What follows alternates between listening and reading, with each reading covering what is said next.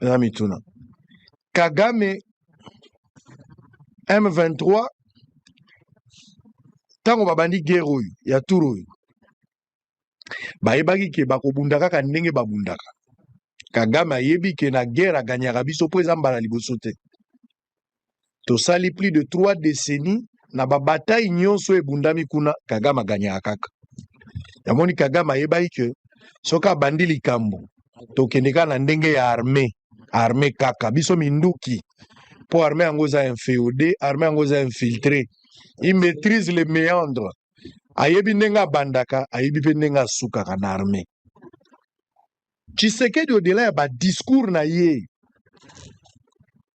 sur le plan ya armée contre Kagame et puis si ba effet totalement. To poursuivre to kokota to salabo. Tshisekedi s'est rendu compte au-delà ba discours avec son armée inféodé infiltré na tawana soko le bien affronter Kagame a reçu même résultat à gagner. Tshisekedi s'est ressaisi. A bendi Kagame na terrain na ye. Kagame na terrain guerre, Tshisekedi a même na terrain démocratie, il y a diplomatie. Quand l'adversaire est fort, il ne faut plus l'attaquer, il faut le contourner. Chacun a utilisé son arme forte. Kagame savait que armement a obeta. Tshisekedi a moni que armement toko bunda. C'est vrai que toko qui peut côté les mains. Mais ba méandre est belé.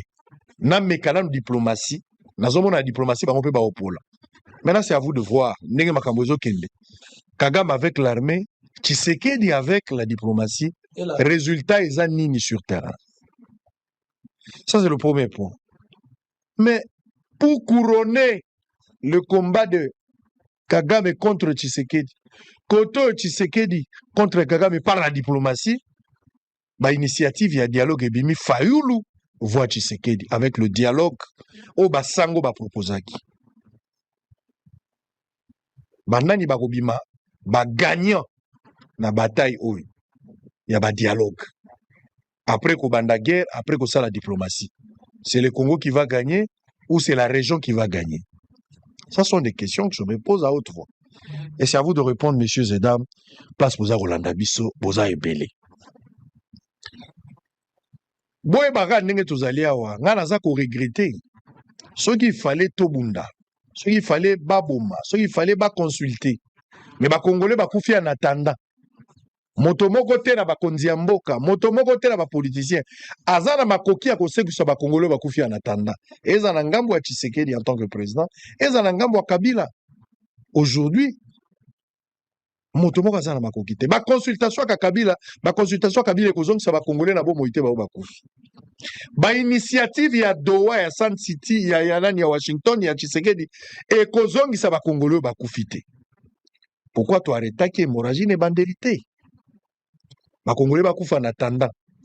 Ba orphelin ba koma en attendant na ba orpheline, ba veuve na ba veuve ba tika en attendant. Nana ko sekso bango sima koyokana. Ceux ba vandi ba yokani ba kaboli pouvoir. Le lot tozolo ba dialogue. Même ceux qui ont patrie, mais finalité, tout se voiler la face. Et dans la Kabila, zoluka dialogue, to koma kaka na gouvernement, même ya Kabila. Même où ba fayu lubaye na ba se sanga na moni se sanga yo na ke pa fayu. Et dans la haute Tshisekedi appelle ça qui à travers Eberan. Finalité ba politicien, to kabola pouvoir na mboko. Mais ba ba koufi, ba am na bango ko za ndenge ni. Ba koufi en attendant, on risque d'avoir un gouvernement à 100 personnes pour satisfaire les intérêts des uns des autres. Et puis en attendant, tu as moi 2 ans, 3 ans en attendant. Mais vous allez profitable na Tshisekedi. Si vous négociez, vous bimisi le gouvernement Union nationale, lelo. Tu vois, en 2028, négocier, mais comme il y a départ et d'autres élections, il y a alors, les Français, comme avec la jurisprudence et l'article 70, la Cour constitutionnelle a inventé route, a recopié la jurisprudence. Le président va rester en fonction jusqu'à l'installation effective du nouveau président. Politicien yebi eloko alinga sala mazolo bango na chaque temps. Siko so na lobi ko ba kosilika to lobana ba 2027. Mais biso tozo mona. Voilà, panique totale à Kigali. L'arrestation de roi Mini Congo, Fabrice Zombi. Bientôt là, le gouvernement congolais sera remanié. Bana mboka mbote bisika nyonso bozali. Bino o bozali ba internaute na biso bolanda kabiso tango nyonso nakosenga na bino dès l'entame de votre émission, bon commenter, bon liker, bon partager, puis bon s'abonner massivement sur toutes les chaînes. Oh wapi bozali koyebana na kolanda biso. Bana mboka nini moko précisément na kati Washington. Oya Washington, accord de paix entre la RDC et le Rwanda. Oya Doha, accord de principe entre les M23 et le gouvernement congolais pour des négociations. Mais na kati ya Doha, le gouvernement congolais a donné des principes que les M23 doivent respecter avant de négocier avec le gouvernement.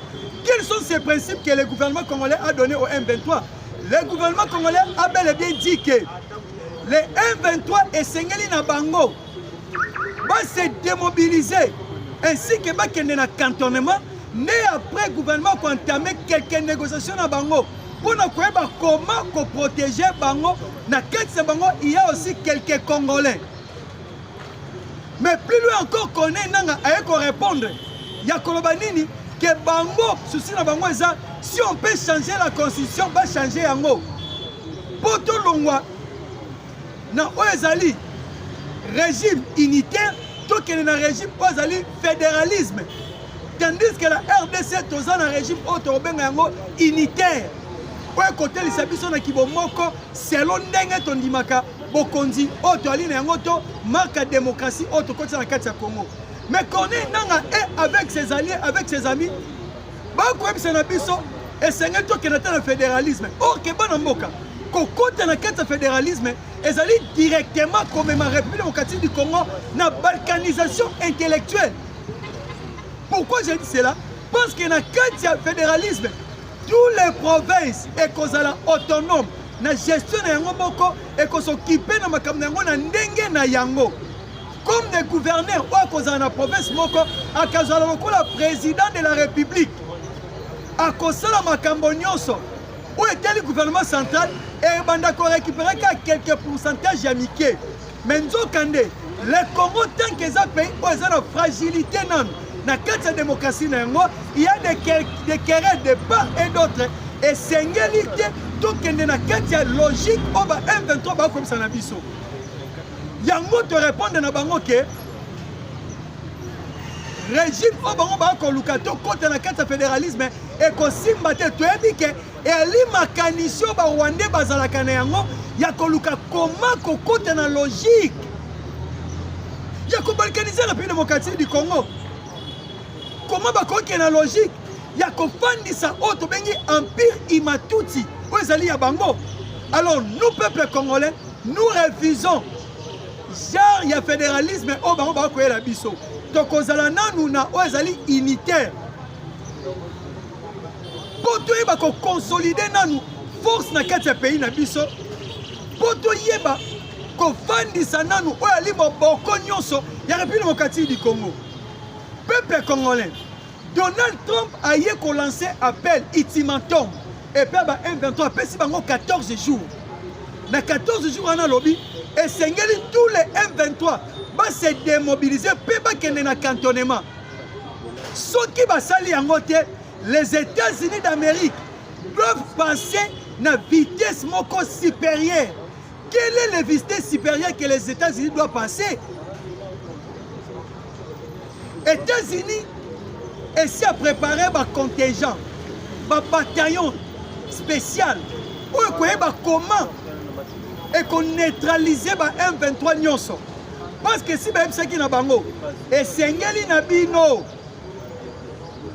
pour respecter la résolution 2773 que le M23 doit quitter le sol congolais ainsi que qu'il y a un cantonnement. Na kati ya cantonnement de Congo ko yeba nini ko sala pona bango. Mais na kati ya accord de principe o ba signaki M23 a signaki tango signé cela veut dire on limite. Atako ba ko baluka bongo peuple congolais. Chose à retenir na kati ya accord de principe o bango ba signaki que la République démocratique du Congo a déjà un document pour continuer à sala nyonso elingi ya sala. Bon mona kité Kagame a matisa qui va donner des surveillance nae et il y a ko guetter na kati ya Congo ba position ba FARDC ça lolengeni. Pour na kolakisa bango ke Et si déjà tous en mukanda, ils ont témoigné biso, ils ont tinda pe biso, il y a ko battre bango na bisika nyos basali, to bombarda ki ba drone wana ya surveillance. Ba drone ya reconnaissance wana. To bombarda ki yango. Et ça qui déjà signal fort au République démocratique du Congo a pesi na bango ya ko etalisa bango ke le Congo de demain eza Congo o eza leloté. Le Congo de Fati eza Congo ya Kabila te. Ozaki Rwandais. Et Balamboka. Bon liker, bon commenter, bon partager, bon s'abonner massivement. Mais tout cas, comme on a côté à Nanga, Nanga y est qu'on refusé. Aïe kolobake, makambo cantonnement bango ba sala yango te. Ainsi que Doha, bango ba okende te, ba okende pour la nini. Avant ba kende, il faut le président de la République. Kinshasa ne bango ba lobaka. Ba bimisa 700 prisonniers na bango bakanga. Soki babimisi bango ne bango pe bakoya ce na logique ya kosala makambo gouvernement ezoloba ainsi que bapesa bango makambo ezali ya motu ya bango balukaka à tout moment or que peuple congolais le pays que tozana yango à travers le président de la République et si à faire comprendre biso tous les manœuvres dilatoires pour ezali à Paul Kagame. Mais aujourd'hui, Paul Kagame coincé. Pema. Bonjour, quelqu'un qui est content de Fati partout. À quel sous plus loin? Alors, comment négocier avec Fati? Pour Fati, bon, mais là, moi, je pense que l'image de Rwanda avec Fati est déjà ternie. Il y a comme Beba. C'est que la diplomatie congolaise a fait de faire comprendre face au monde. Qui sont les Rwandais? Qu'est-ce que les Rwandais fait en République démocratique du Congo?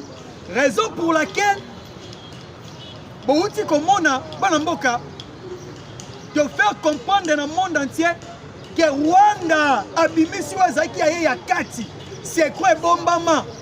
Et Zala qui se soutient à FDLR. Mais Rwanda, depuis qu'elle a Lukakande, comment annexer une partie de la République démocratique du Congo et pas une Rwanda? Raison pour laquelle Donald Trump a tellement qui a commis ça déjà, il faut Bobima. Il faut M23 Abima. Même ma mesure de défense, on va la mesure de défense pour neutraliser la FDLR. Lukuta. Les lots ici et faire comprendre na bateau nyonso volonté à Rwanda. Yango na bomoni Kagame panique côté lié na kati Kigali. A quelque ça la remaniement ya lombango na kati gouvernement. Peuple congolais, abandi nanu na kolongola. Où ezali premier ministre baoumeli na ye. Basali na plus ou moins 8 ans. Kagame quand on a pété boy, à Longolier, sans voir même demande d'explication mokoboy. C'est de là que nous avons compris que au Rwanda il y a une crise. Ainsi que na kati armée. Rwanda Longoli ba militaire rebelle bande occupé ba poste clé surtout ba Hutu. A vous bango. Pourquoi ça libongo? Et ça pour ala qui sa image mususu liboso ya communauté internationale. Liboso ya Union européenne. Liboso ya Conseil de sécurité des Nations Unies. Pour na côté li sabango que lui il n'est pas un dictateur. Mais il est un démocrate. Mais en réalité, le monde mobimba aujourd'hui, à travers la diplomatie congolaise, ont bel et bien compris qu'au Rwanda, il n'y a pas la démocratie, il y a que la dictature totale. Kagame Yazo Kanisa, Ninga Sali Bongo, a Kanisi a Sali Malam. Nzokande Azali sus ko s'enfoncer. Azali toujours ko s'enfoncer. Azoke na kobunga. C'est le temps du Congo. Oignon sorti les bako kweya. Kweya. Il faut pas comprendre. Quand il y a un monde ndenge kotambo. Ce qui te zasu ya yote. Ba faut que ça rate. Voilà conseil na pesa Kagame. Quand Saoul c'est l'équipe et comité à David. Rwanda pensait qu'avec Kagame, bon, ça l'a plus fort. Mais aujourd'hui, baza affaibli. Yango bomoni, le corps va continuer à faire désordre. Et ils ont risqué de faire lobby dans la guerre et bimi. Ils ont risqué de faire lobby guerre et bimi. Parce que Donald Trump a déjà choqué. Et pas la mission congolais. Raison pour laquelle au moins il va passer à la vitesse supérieure américaine. Balobini. Donald Trump s'est décidé à Kolobake. Accord minéraire entre la RDC et Washington sera bel et bien signé le 21 août à Washington. Kounande tokende ko signé accord minéraire et sécurité. Comme ça, film Siko et Banda. Et encore, le président Félix a préparé déjà plusieurs bataillons militaires formés, bien équipés, dotés de matériel sophistiqué pour combattre précisément dans la ville ainsi que dans la jungle. Pour préparer une unité à Makassi. Oh, et pas Joseph Kabila, au contraire, pas Joseph Kabila armé na biso et qui tendait surtout en nombre. Matériel coûte colobaté. Si on avait des matériels, Ezawat matériel au Kabila Tika. Ce que nous avions aujourd'hui, ce sont des matériels que le président Félix Tshisekedi a achetés. Et bande kolanga, il faut comprendre que fini pour les Rwanda. Tous les cartes babeti et simbité, babeti cartes à remaniement échoué. Parce que Kagame n'a pas trompé Batou. Comment il y a ça Makamba d'accord ok changer le gouvernement.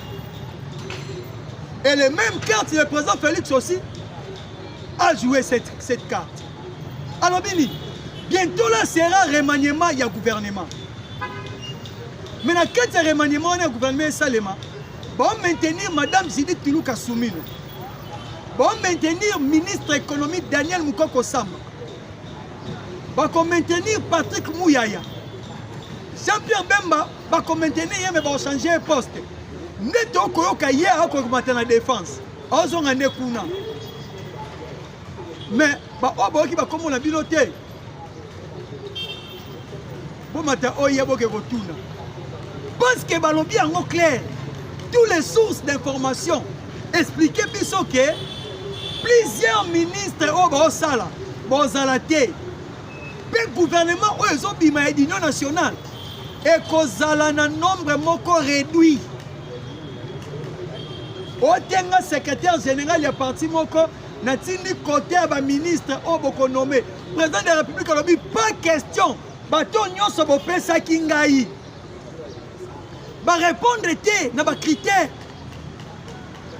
Raison pour laquelle nous disons président de la République. Pas de question, oh non, le gouvernement qui sera sorti, ce sont des warriors. Donc, moni ba warrior, awa, ba sale l'autre côté. Donc, boy ici, comme la biso ba gaulois. Ba gaulois fait ba la concurrence dans mon ba warrior. Tout le monde est sur l'autre côté. Tu as posé un gouvernement, bateau ba ministre. On a ba homme, on ba responsable. Selon les sources des informations, j'ai la ligne TP comme ministre. Tu habites ministre, il y a Nini. Alors moi, il y a IGF, mais comme ministre. Attention, il y a joué à rôle à Makamambongo. Il y a contrôle en Bongo. Sur Makamambongo, on a 4 gouvernements à la Kawapi. Natani poste T. Il faut que le président travaille avec des hommes sérieux, des hommes droits, des hommes. Oh wapi am ya République démocratique du Congo et fandati na souche na bangwa mité. Yo moko sikoza oyebike, j'ai rien fait pendant que j'étais ministre. Kolukila biso makamba côté te, toi na posa te ba discours. Siko toi na posa batu oyo ba ko travailler durement et fortement au sein de notre nation pour élever la nation congolaise. Exactement, pour pesa tambongo balobela rabino, pas besoin sabino non. Tu as pour ça bato anate. Attends pesa biso mbongo te. Mais il y a quand des sala pour Congo tomboma, pour Congo kende liboso. Peuple congolais. Il faut aider le président de la République pour élever la nation congolaise. Balamboka.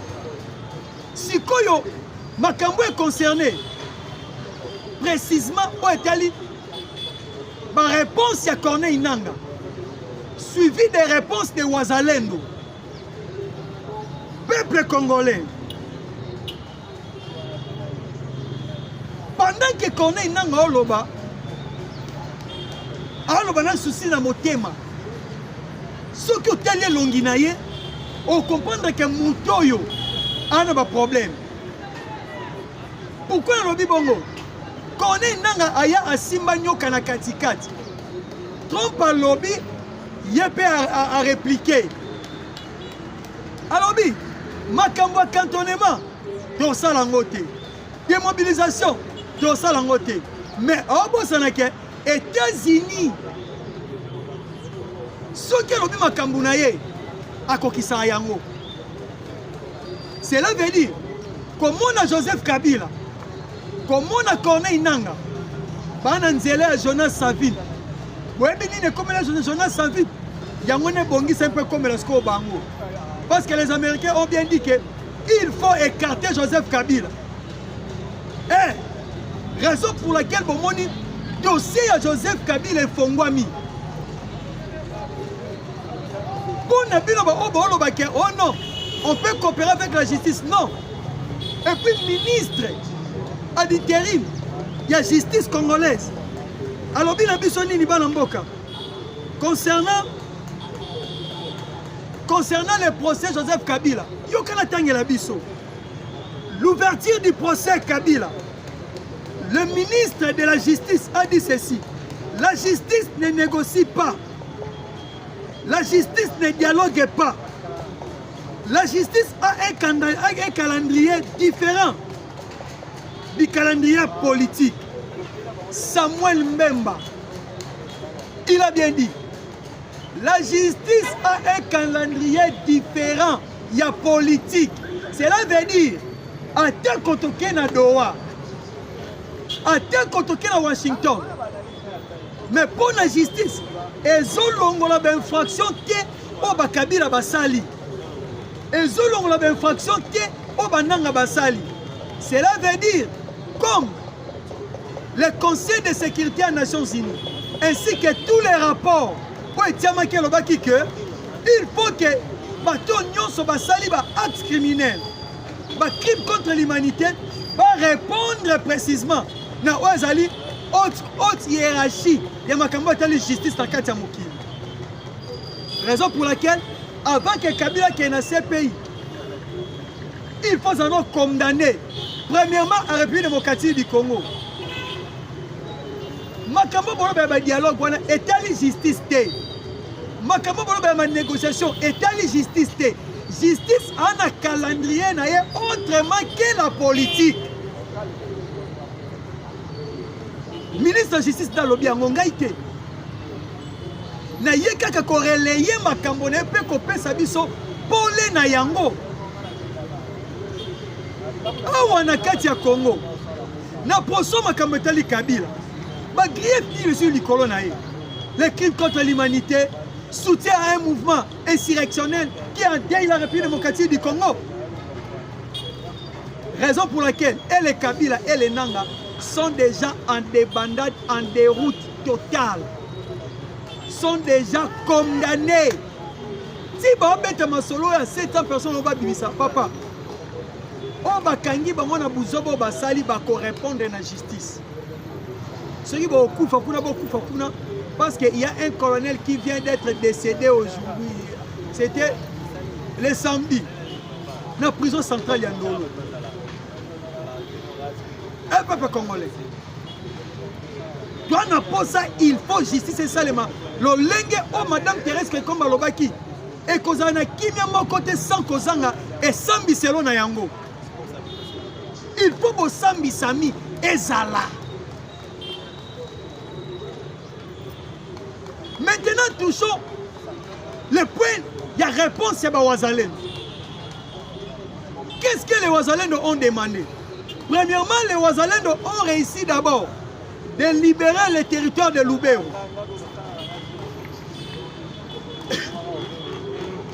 Ont réussi encore de libérer plusieurs localités dans les Massissi, dans les Rutshuru, ya la Niragongo.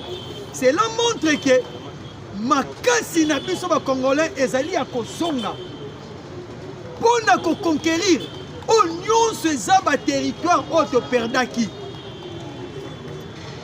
Et ils ont demandé au FRDC de bombarder des ponts, précisément dans site Kivu. Ba pont eza ko relier RDC na Rwanda. Comment? Pont moko eza ko relier Bukavu na Rwanda. Pont moko eza ko relier Kamanyola na Rwanda. Ba moni ke nzela wana ezo facilité ba M23, ba Rwandais, ba terroriste Rwandais, ba ketisaka facile. Yango balobi nanu momentanément to détruire yango nanu. Po to rendre bango incapacité ya kokotaka na pete. Koto pe to détruire yango. Nde yango na bauti komona bana mboka, bauti ko détruire pont moko eza na entrée ya Walikale. Po ba M23 ba kota en difficulté, ba terroriser bango pena bien. Bah c'est la même chose par DCP à ça yango. Parce que ceux qui font des sali yango et qu'on a bien tellement bango baza armée républicaine, armée loyaliste, il y a République démocratique du Congo. Logique yangwana oyo ba wazalendo ba sengi. Et sengi le gouvernement congolais a salé la biso yango. C'est la biso yango. Bana mboka. Siko makambo etali attaque moka salema kilobi. Na kati ya Ituri. Attaque pona salema ki ezaki bane ba ki osala ngo. Ba toto bengaka ba ADF. Ba da ADF ba une église moko. Précisément na kati ya nini. Précisément si je ne tombe pas dans ma haki, ma bombardé batu kuna na mboka mo kuna, bato bakufi plus ou moins 38. En même temps, Marcel Bango attaque, il a réussi à kokanga quelques ADF. Puis il a réussi à neutraliser quelques ADF. Mais Tibo, comment on va ADF pour ça biloko wana? Peuple congolais, ouvrons nos yeux. Ezali baje ozo selema ba Ougandais. Vous voyez que ba ADF wana en réalité ce sont des Rwandais mais utilisés par les Ougandais. Parce que bango ba koluka à tout prix ba récupérer Ituri. Tiki Sangani. Moi na Museveni ke kutu plus lo lobi ke ote ba koko na ye ba yebisaka ye ke Kisangani ezalaka ya bango. Nyonso wana koluka comment bakoki kosacamparer na terre congolais po bazwa facilité. Peuple congolais po bazwa facilité ya koyibaka po ezali or na biso. Parce que Ituri wana bomoni Kisangani wana bomoni minéraux za makasi na ex-province orientale wana eza or. Or moko ya tener ya likolo. Yango moni Museveni ye enviaka nde o ezali ancienne province na biso ya orientale. Ota no benga l'époque Mobutu au Zaïre. Nde yango na bomonaki mwana Museveni ayeki ko lancer appel ya kolobake esengeli na ba code ko ba kita minuki na bango. Po bango ba na posa ba ya tiki Sangani. Moko ya provocation au mwana Museveni asali contre biso ba Congolais. Mais bandeko, tu as ici bango clair. Tout ce que vous êtes en train de faire n'aura pas l'impact à la République démocratique du Congo. Parce que la République démocratique du Congo est en train Léopard a vendu le losi à Telemi, à Tieba Griffe Naye. Tu as ici dans Museveni qui koko komi na yango. Essaye aux omeka. Tu as attention à la République démocratique du Congo. Ma belle à Congo, atteint 0,1 cm. Tu sais dans la moutouté. Oui, si qu'ils ont occupé le 1,23, tu peux récupérer Yango. Ouganda côté à l'autre côté. Raison pour laquelle Luboya Kashamadjoni, le gouverneur militaire et Ituri, a répondu à moi à Museveni Abissier. Ceux qui ont mobile à solo. basala o circoncision bakata yo ngenga yako ya kozwa kisangani et puis kana mobala sola lobaka te bandu koloba no yo kisangani mi yakati